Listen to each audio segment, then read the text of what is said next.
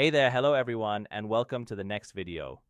So this is going to be a brand new format that I'm going to try to introduce on the channel, and we'll see how much demand there is for it later on.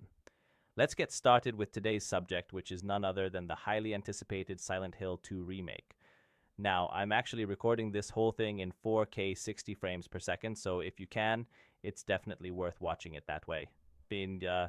So, the game actually turned out to be really quite great, but of course, back in the day, I only got to, just by chance, why did Silent Hill have fog?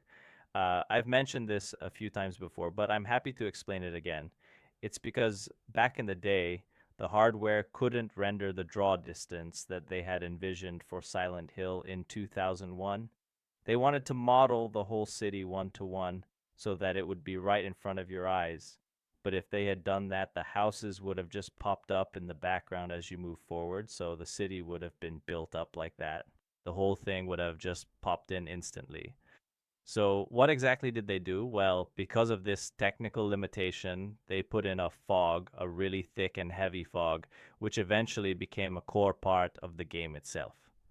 Now, what happens if I say we can actually see what it looks like without the fog, and why they used such a dense fog here as well, which, by the way, looks really cool. So the situation here isn't much different either. Currently, in this version of the game, is powered by Unreal Engine 5. And since we constantly see that the game's visuals look absolutely stunning, seriously, they're using some insane geometry and the whole thing is incredibly spectacular. So, of course, there are no miracles here either. They needed the fog here as well.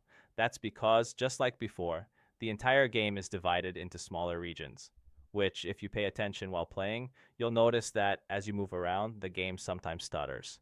This happens because level instance uses level instances. So the whole map is divided into smaller maps. You'll see what I mean in a moment. So let's bring up the console in the game. And now I'll type in here to set my field of view. Let's say not 70, but 100. Now I think the whole game already looks much better, at least from the perspective that the field of view has been increased from 70 to 100, and in my opinion the whole thing looks much more impressive, much better overall. Although, of course, there are specific instances when, for example, if you step to the edge of something with James, his foot positions itself in a way it probably shouldn't, and then sometimes his foot starts to glitch and jitter erratically, so it does things like that. I just thought I'd mention that this is probably one of the primary contributing factors, along with the claustrophobic feeling, why they used and chose a field of view of 70 and not 90 or 100. But what happens if I now turn off the fog itself? Take a look at how the entire game world appears when you disable the atmospheric fog and environmental haze, revealing distant landscapes and architectural details that are usually hidden from the player's view. This clear perspective shows the true scale of the environment without any mist obscuring the horizon, allowing you to see every mountain and structure with perfect clarity across the map. Certain parts of the map. And now I'll show you this, okay? Hold on. Those who follow my channel know that we're actually much further along in the game. I just loaded an earlier save here. So, if you look closely and look over there, the map isn't loaded. Normally there would be fog here. You get it? So, when you come this way, there's usually fog here by default, and it's quite thick, making it hard to see anything at all in this specific area. You can't see that specific part in the background over there. So let me take a moment to show you exactly what this entire area looks like with the fog active. Okay? Just like this. So now absolutely nothing gets exposed because the fog is really so incredibly thick that it would be completely pointless for them to work on that area back there. If you come over here, if you come this way, the fog looks really cool again and nothing gets revealed. But if I turn off the fog right now, then there are some significant problems to consider. And can you see what is happening here? Take a look at the level streaming. So actually, the whole system calculates the distance from the camera, and when the character or the camera is within a certain position, from that point on, it automatically deactivates and turns everything off. And when it reloads, by the time you get there, it is already there. I think the most aggressive level streaming is actually here at this specific junction point, because if we take a much closer look here, take a look at this. Here, it doesn't load anything to the right or to the left, you see? So it's really clearly visible here. Then, of course, as we start moving this way, on the left, straight ahead, this part, it loads it all in one by one, look. So you come here to the corner, there's a specific point here, and that's exactly why there are noticeable stutters. I just thought I'd mention this, in case someone isn't really familiar with the way this system works. This is why it happens within Unreal Engine 5. Because otherwise, it simply wouldn't be possible to achieve... Otherwise, it wouldn't be possible to have high-quality textures of this specific resolution, or rather, textures with this incredible level of geometry and dynamic lighting. After all, the whole foundation of the game is built upon Lumen. So, if ray tracing isn't turned on, by default, the game uses Lumen technology. This is Lumen itself, as such, functioning in real time. It's not only fundamentally true for lighting, that is, for global illumination, but it also applies directly to reflections themselves. And on top of all of this, you can still add ray tracing, as you can clearly see right there. That poor guy in the background, as he's walking, if you pay much closer attention, since you're watching this video right now and I'm recording at 60 frames per second, if you look very closely, yes, where are you, son? There. Then he walks with quite a bit of stuttering. This is because, again, it's only calculating the distance from the camera for the whole thing, and the movement is simplified. The FPS is reduced, that is, the frames per second, which refers to the number of frames displayed. So the animation's frame refresh rate drops down to about 15 frames per second, and as we get closer to him, the whole movement speeds up quite a bit, and we get a much more fluid and smooth motion. But normally, you wouldn't even notice this, because the environmental fog is so incredibly thick. Look, so here now. The environmental fog is incredibly thick, so you can't see any of this, which also significantly reduces the strain on your hardware resources. So the game runs much better. It is not a technical issue at all. And here's the important thing. When we get close, not only does it say if we move out of that specific distance from the camera, not only does it turn off these enemies, so it completely despawns and removes them from the scene, just like I did in my own game, Antil.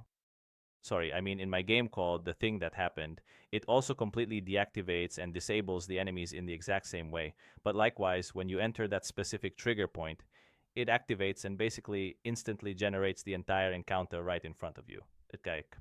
So look, you can clearly see that thing crawling over there, but if I move over here, if it's far enough away from me, it will also turn off that particular enemy.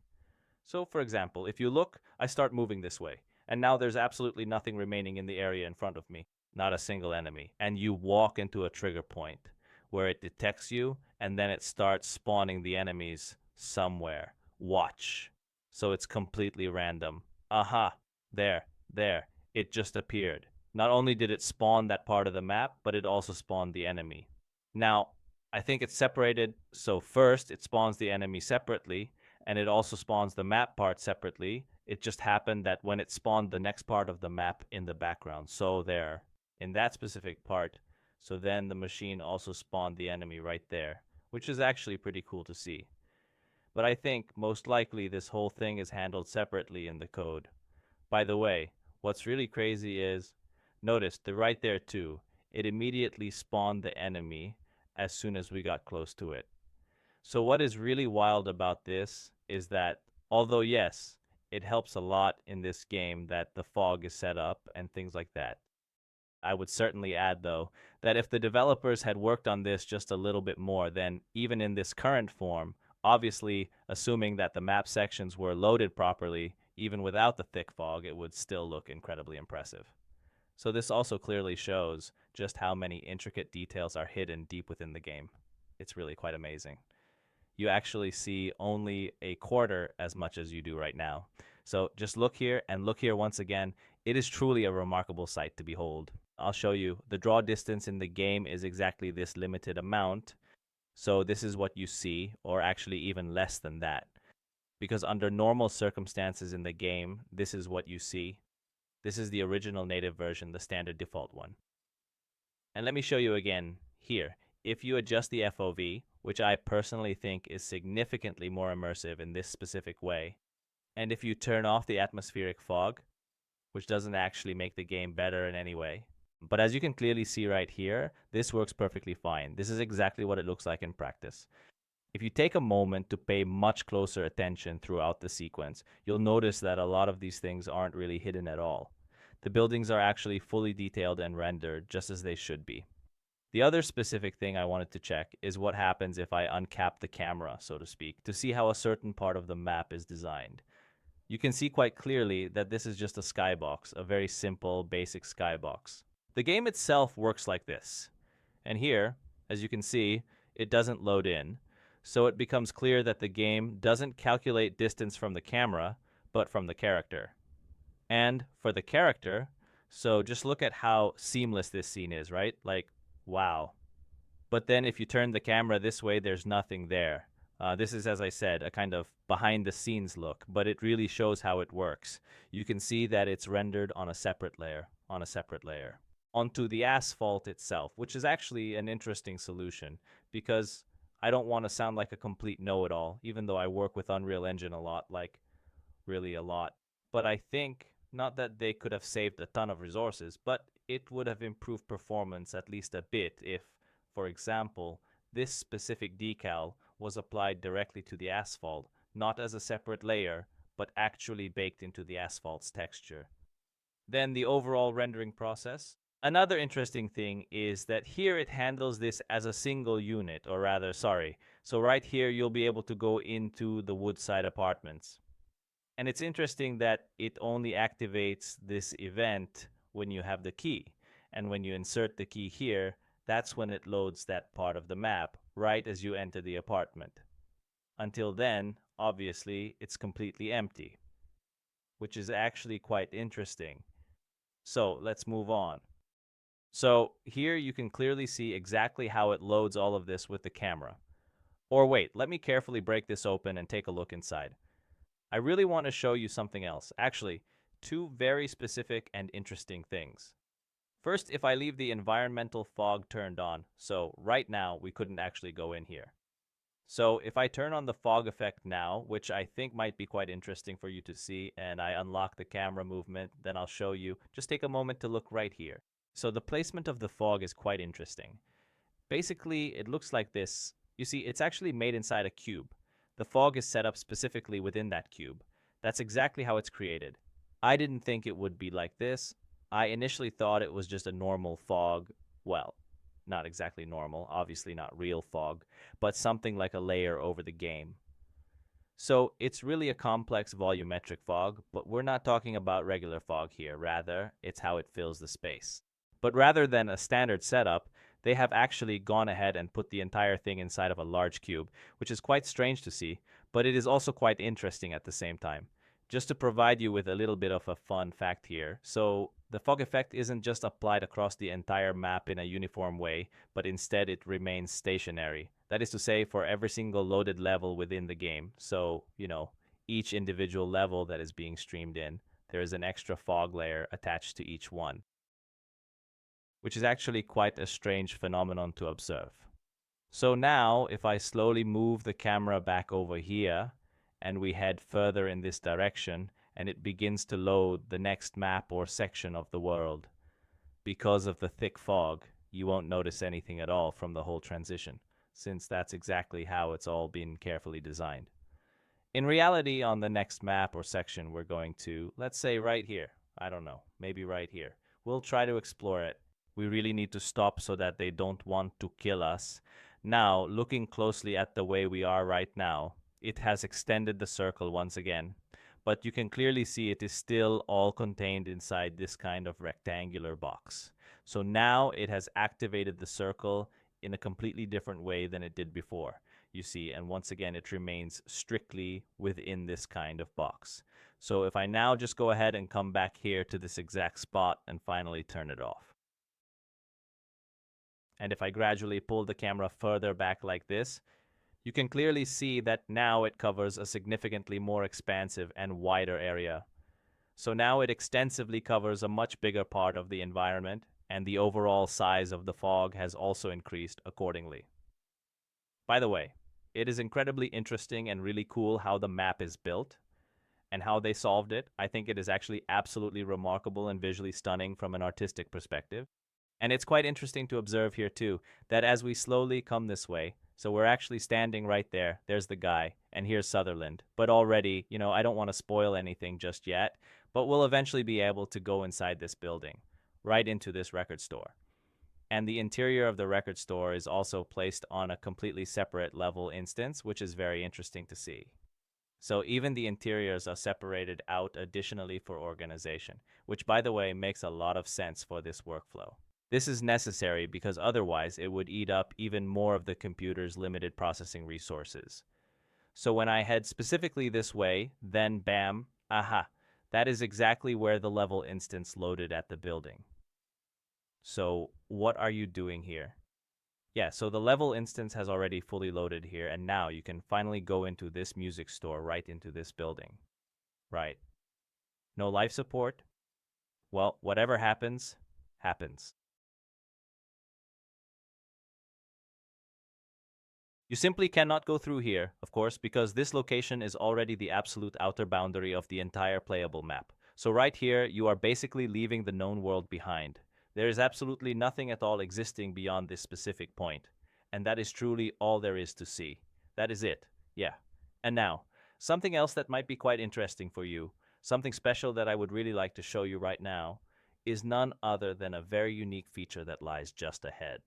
Yes. So if you're looking to manually add advanced frame generation technology to your game, you will need to carefully add this specific line of configuration code to the engine.ini file located in the engine folder under the System Settings section, r.fidelityfx.fi.enable1. Once you successfully add this line and save the changes to the file, you will find that suddenly frame generation features will be available and functional within the game. So from that point on, you can enjoy smoother performance. It will already be integrated directly into the game. There is a very slight input latency, to be honest, but in a fast-paced DPS game like this one, you can hardly notice it at all. Still, there is a minimal latency, but you get double the FPS in return, which is absolutely awesome. I want to thank Nani very much for creating this program. Really, thank you so much.